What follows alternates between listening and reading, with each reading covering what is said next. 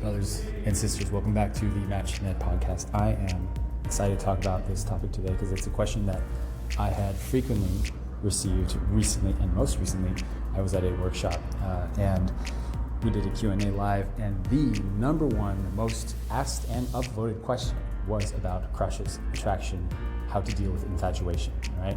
This is especially relevant for you folks who are preparing for matching and blessing, and you want to receive the blessing, and you want to give yourself 100% fully to your spouse, and you want to save yourself and your energy and your desires, and you don't want to be fooled by your emotions and your thoughts and feelings that you feel like might be coming from somewhere unhealthy, and you're wise and introspective and self-aware, and yet you're facing the reality that you are trying to deal with crushes and unwanted crushes, right?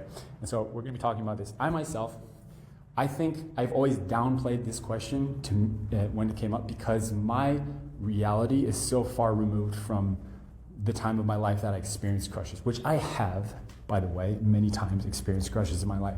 But that period of my life is so far removed from my current reality that I always felt like this is not my subject, this is not my topic, I can't really contribute to this conversation.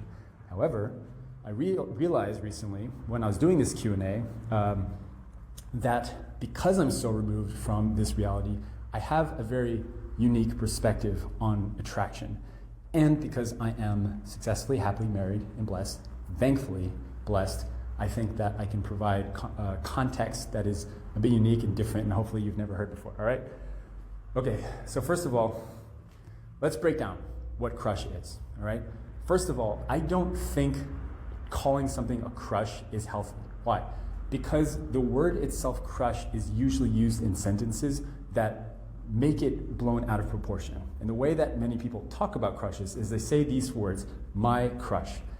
Think about it like that.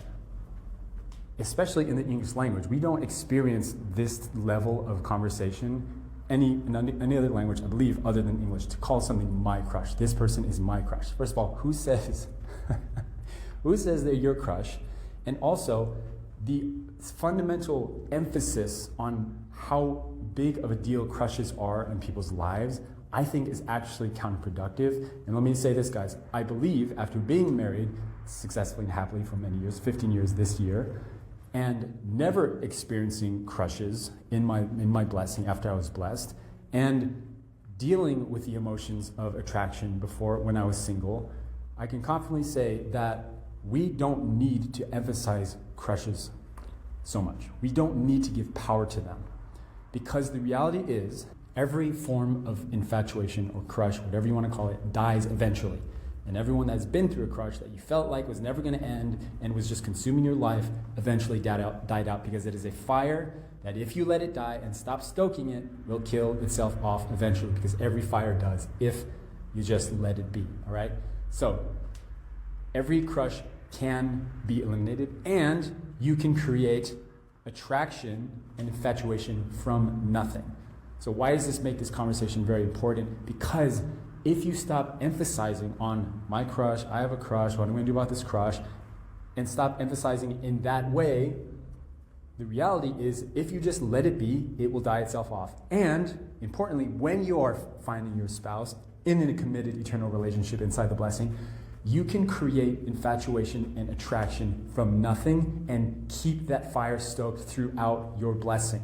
Let me tell you guys, when you are in a magic process, you might or might not experience attraction. Cool, good for you, good job. I don't think it's actually very productive of a conversation of, oh, I don't feel attracted to this person, therefore it's not meant to be. Because guess what? After you commit and everything's aligned, and you feel God is in that relationship, and you feel like you guys are aligned in a value-based system, right?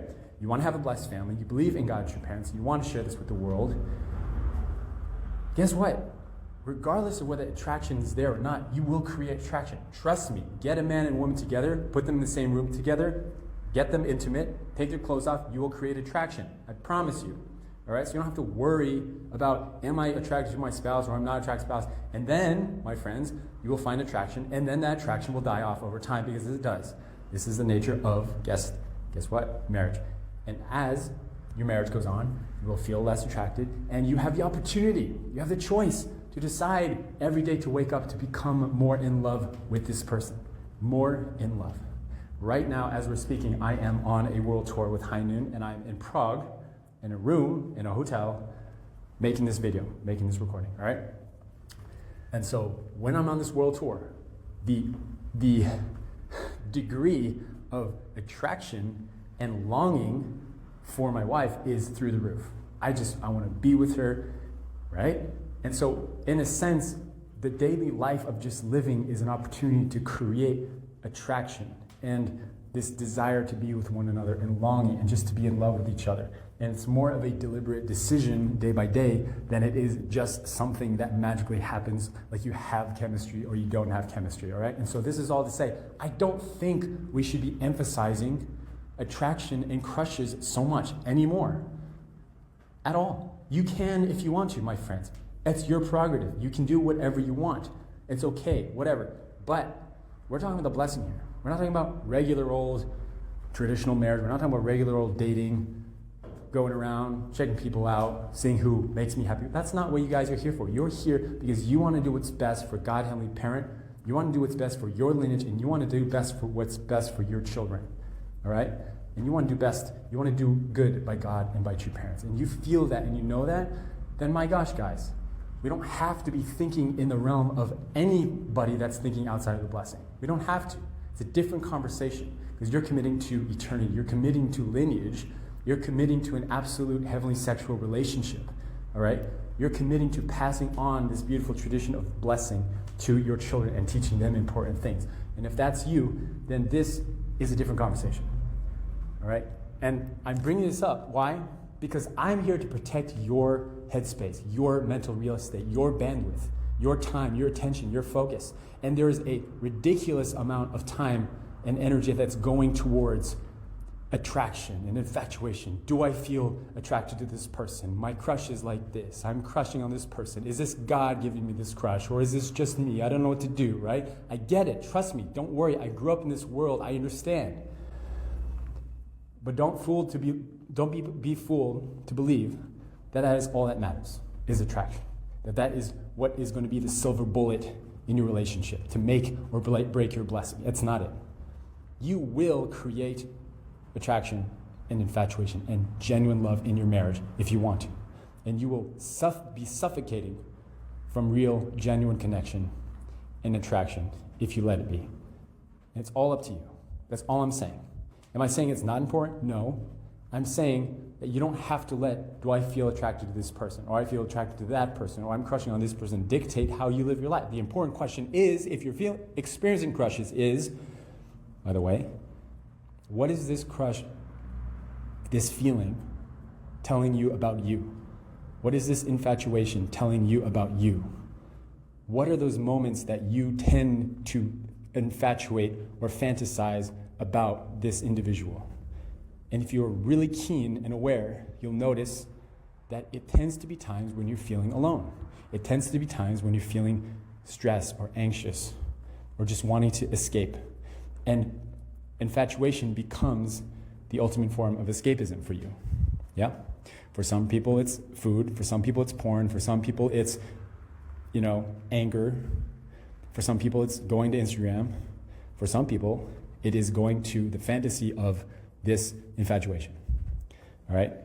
And so if that's you, beautiful, good for you. You are a godly person that God gave you desire for a reason, right? However, not okay to just ignore the reasons as to why you keep going back to this realm, this fantasy, whatever it is, why you keep stoking this fire.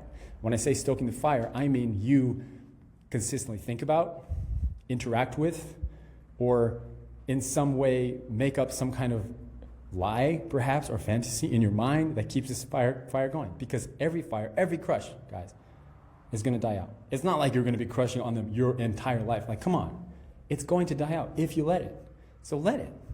And then let yourself decide with clarity, my friends, how to move forward. I've talked recently with brothers. We're like, oh, I'm crushing on the sister, right? And it's making it really hard. And then you'll notice when I talk with people about their infatuations, they very, very quickly go off into some fantasy. Or like, oh yeah, she also likes me. I'm like, wait, what? Says who? Did she tell you that? No. It's like, how do you know? And it's like people are making reasons as to why they should keep this alive and why it's reasonable and justifiable. Let me tell you guys, you're keeping this attraction alive because part of you wants to. Part of you wants to escape. Part of you wants to feel something because it numbs something in you. Part of you wants to keep porn and masturbation in your life, right? You do. Of course, if I asked a sane person that feels full of love and you're just out of workshop, what do you want with your life? Do you want to keep porn and masturbation in your life? Do you want to keep this crush in your life? Of course, if I ask that clear individual that has clarity and sincerity and is feeling love and connected with God, if I ask that version of you, do you want to keep this in your life? What would you say? No, absolutely not. No way, Jose. But if I asked the individual you that is struggling with your faith, that is low and depressed, that is experiencing all of the host of difficult emotions such as depression, anxiety, stress, boredom, loneliness, in those moments where you've spent an entire day binge watching YouTube or Netflix or whatever, and as that person, you have an option between letting this crush go, letting this attraction go, letting porn, masturbation go, letting whatever vice you have go, or living a life with integrity, in accordance with how you want to be. If I ask that version of you that's really suffering, that person would say, actually don't think I want to give this up. Let's be real. There's a part of you that likes stoking this fire, and that's why it's here. And so you, my friend, at this point have to just make hard rules for yourself. Hard lines in your life. And those hard lines come in many different forms depending on what your situation is. But you know what you need to do. If someone is struggling with alcoholism, if someone's struggling with drinking, for example, the hard rule is you just don't go to bars. You don't you don't dance with the devil and say, you know what, going to the bars and just socializing, that's what it's about. All my friends, my coworkers are going to the bars, so I'm going to go and just hang out and drink some water. You're dancing with the devil, man. You're rolling the dice, my friend, and you're going to be going down the path of no return very soon. If you're struggling with your sexual integrity, porn, and masturbation, and you're saying, you know what, I'm just going to go on Instagram, and it's not that harmless. Instagram's not that harmless, right? But did you know the algorithm is designed to keep you there as long as possible? Interesting. Did you know that? Did you know that Meta and Google are corporations that their number one priority is profits, understandably, right? Is it your mental health that they care about? No. That is not their number one priority. It's like maybe 4 or 5. But number one for them is what? Profits. How do I know this? Because if their number one priority was your mental health and your well-being and your integrity and your values, what they would do is that they would remind you kindly if you've been on Instagram for 2 hours, on YouTube for 2 hours, on Reddit for 2 hours. They would say, hey, looks like you've been consuming a lot of reels. You've been scrolling for a while. Why don't you take a break? That's what they would do if they cared as their number one priority about your well-being. But it's not. In fact, they do the opposite, which is to keep you enticed as long as humanly possible so that advertisers can pay them more for your eyeballs so that they can make profits, guys. I'm not here to bash big tech, by the way. I'm not here to bash social media. I'm here to help illuminate the fact that all the reasons that you believe or think something is justifiable is not. Because if you're struggling with any form of distortion of attraction, distortion of sex, then you need to get off those platforms because you are just a recovering alcoholic that's going to the bars and saying, I'm just going to drink water and socialize. That's what you're doing. Because those platforms are feeding a narrative deeply in your soul that this is what attraction is. This is what is real. This is what true love looks like. It's blatantly obvious, my friends. And I get it. I understand why they do it. Because that stuff is attractive as heck. That stuff really reels you in. I guess that's what they call them, reels. They reel you in like a fish on a hook, my friend. They bait you like crazy and make you madly in love with whatever you feel like this is going to resolve for you. But that stuff's not real. That stuff is not real, or not remotely real. And they have you fooled to believe that this is educational, this is healthy, this is my stress relief, this is socializing, this is connecting. I'm getting updates from my friends and seeing how they're doing, right? Facebook, Instagram, etc. YouTube keeps you on because it's educational and you get your educational content. You get to watch the news and follow what is going on in the world, right? Sure. maybe like 5% of the time, let's be real. 95% of the time, 80% of the time, it's just mindless entertainment, to be real, right? It's just scrolling. And so why am I saying all this? It's not to bash big tech. It's not to bash you. It's not to shame anyone. It's just to illuminate the fact that you got to identify what your hard lines are, what your rules are, and you just don't cross them. There's no gray lines anymore. There's no drinking at the bar, water, and socializing anymore. There's no goofing around on social media anymore. There's not. You make hard lines for yourself. My hard lines are pretty clear for me. I gave up Instagram and YouTube over a year ago. The very beginning of 2024, I said, you know what? I don't want any of this anymore. And I haven't gone back. I don't need it. But, yeah, I know. I know all the voices that come back. But, I need to do this sometimes. Yeah, sure. I need to make content. Sometimes I post content. Yeah, so do I. That doesn't mean that I need to scroll, ever. But sometimes it's good to watch videos and learn things on the internet. Yeah, absolutely. So what I do is I go to Google, search in the search bar, how to do XYZ, search for the video, and I jump off. That's it. Simple as pie. And so make hard rules for yourself. I'm not saying that you have to follow those rules, but you make hard rules for yourself. Like this time of the day, or this in the evening, I don't use my phone at all, right? Or regarding attraction and a crush, it's like I do not integrate or interact with the opposite gender in this kind of way. I only interact with them like this. For example, another brother I know, his rule is I don't interact with sisters on a one-on-one messaging basis unless it's absolutely necessary for logistical purposes. I don't have emotional, deep messaging with others. I only do it in group settings, for example, right? Another hard rule you could say that I made for myself when I was a teenager, when I was preparing for the blessing, my hard rule was I only make friends of the opposite gender that are older than me and already blessed. Ooh, this is a question that I just got at the workshop. It's like, isn't it important to have friends of the opposite gender so that we can learn from them? That's a good question, right? Isn't it important to prepare for marriage through having friends of the opposite gender, close friends? And my answer was, yes, it's important.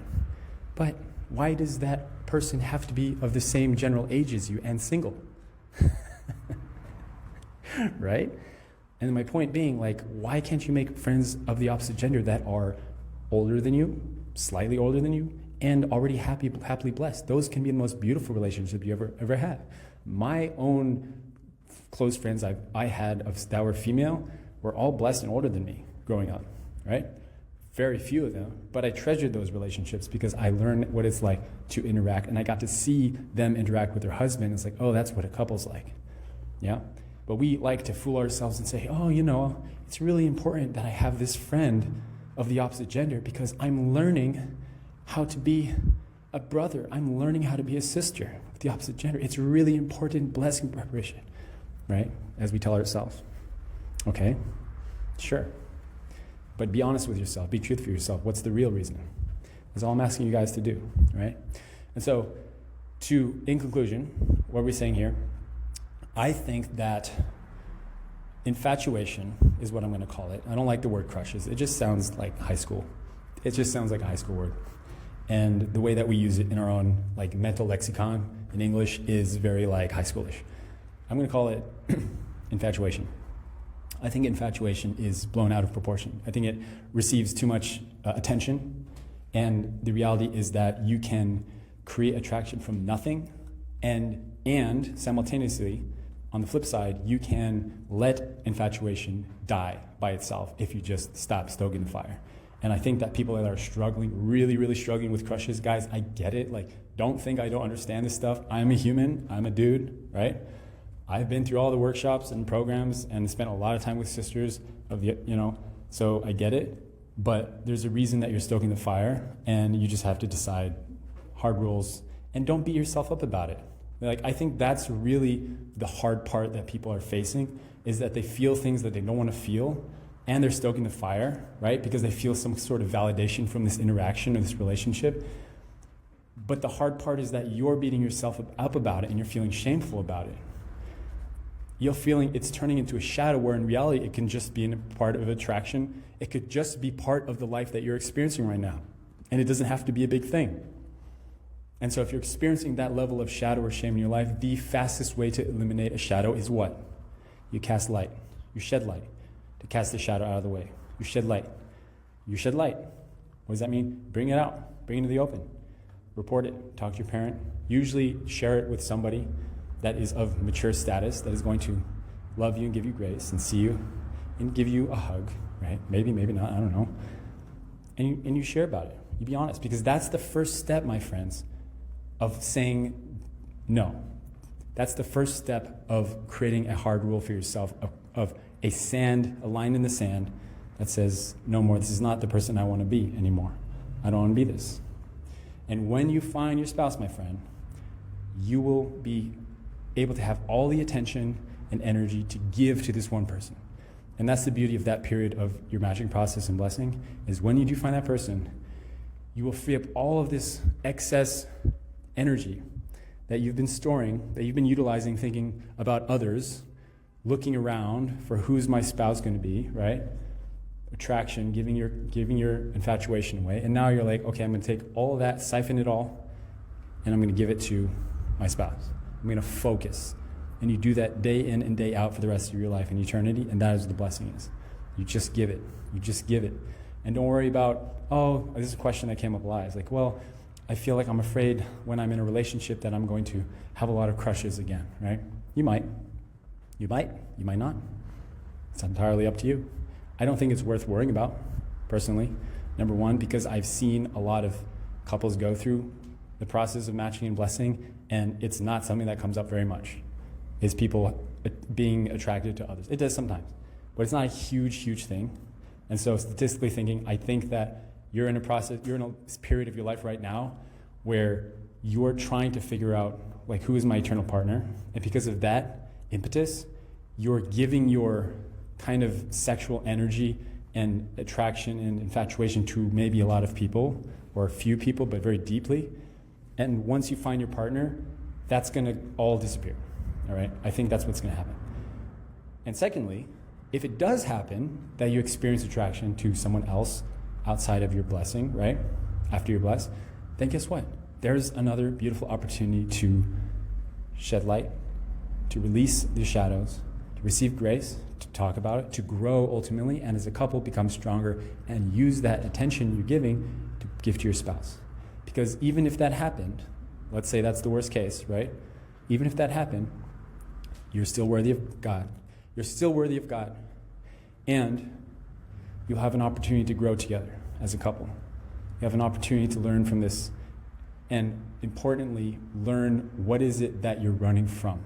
What is it that you're seeking? What is it you're trying to go towards? And it's always connection, my friends. Porn, masturbation, crushes, whatever it is, guys. Social media use, Instagram. It's connection you're seeking. It's deep connection, real connection. Non-artificial connection is what you're seeking. And that can only come from God. It can only come from God. It can only come from the source of love. And so keep seeking that out. Don't vilify, demonize yourself and say, oh, I'm terrible for doing this XYZ behavior. Understand, like, oh, I'm seeking connection, deep connection. And it's not providing, porn isn't providing that connection. The crush is not providing the connection, which is why you keep seeking out more and more and more of it, more of the validation, more of the interactions, more of the touch points, right? Because it tries to fill a void that's just not filling. And so don't demonize that, but recognize that you're trying to seek connection and go towards that connection, real connection. Go towards God. Go towards your parents. Go towards real people that are actually going to be with you, standing side by side, that aren't trying to receive, people that are not trying to get from you, but they only want to give. They only exist to give to you. Find those people and hold on to them, guys. And ultimately, you're worthy of love. You're worthy of God. God loves you so dearly that you have no idea. The fact that you exist, that you're alive, that you're part of this world, that you're part of your family, even though it's not perfect. Gosh, world's not perfect, family's not perfect, your parents aren't perfect. You're not perfect. But guess what? That's okay, because that's part of the process that God created. And God loves you so dearly. You are loved so dearly, even though you might make mistakes.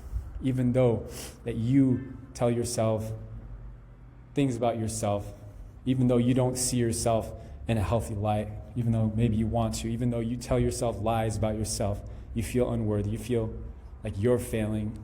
Gosh, I know. You feel like you're failing, you're a failure, you're unworthy, you're doing everything wrong, you're bad, you're a selfish person. Yeah? If you feel like that, bring that up. Point your finger out and say, I feel this way, but that's not who I am, though. This is not who you are. You're worthy of God. You're worthy of everything. All right? I say that, and it's like, I don't know. The way I'm saying it right now, it feels just, I don't know. I don't know if you guys are understanding what I'm saying. Anyways, watch this episode again. Re-listen to it if you need it. And just know that you are exactly in the right place that you should be. And I want to give you guys the peace of mind that if you're able to be a little bit self-aware and observe yourself and your thoughts and your feelings and decide, I want to be this way, right? Let's say that you have these interactions with this person you're infatuated with, and think about it like this. How do you want to feel?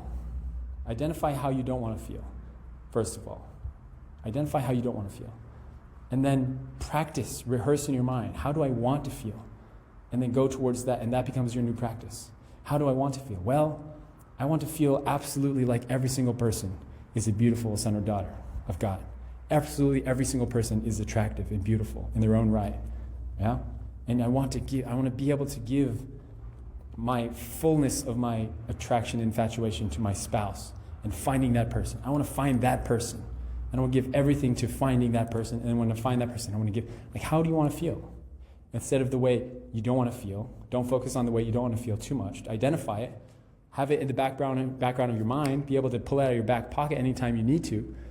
But don't obsess over how you don't want to feel. Because we're really good at that. You're really good at feeling, I have to stop feeling like this. I'm so terrible. I know you're good at it. Maybe you have to stop it and identify, okay, how do I want to feel? How do I actually want to be? And I ask this question importantly because you can decide every day how you want to be. Tomorrow you can wake up and you can be exactly who you want to be, how you want to be, and how you want to feel. Having something or doing things are all external forms of who you are as a person. But you can be anything you want tomorrow. You can be loving, you can be happy, you can be joyful, you can be excited, you can be thriving, you can be passionate, you can be anything. It's just a practice in deciding. It's more of a decision than it is just some magical thing that happens. You just wake up and say, today I'm going to be this. You just practice being that. And you will be tested because there will be circumstances and things happen in your life that test you being that thing. Let's say you want to be a loving person to your future spouse, to your parents, to whoever is in your life. I want to be loving, unconditionally loving. And they will test you. And the practice is, even though external circumstances come my way and I'm tested, I will decide to be loving. And that is what it takes. You can be anything you want tomorrow. If you want to stop feeling infatuated with a specific individual and feeling shameful about it, decide to be in love with yourself. Ooh, imagine that. Imagine being in love with yourself. Not in an infatuated type of way, not like an arrogant, I'm the best type of way, self-indulgent. I mean, imagine feeling just all the time like I'm a good person and I'm loved and everything's going to be all right. And I'm struggling and I make mistakes, but I'm going to get back up and I'm loved and I'm awesome. I don't know, whatever it is, guys. Just be that. And that's life unfolding, guys. All right, let me know if you guys have any questions or follow up to this. You can email me or DM me. Either one is fine. And lots of love to you guys. Bye.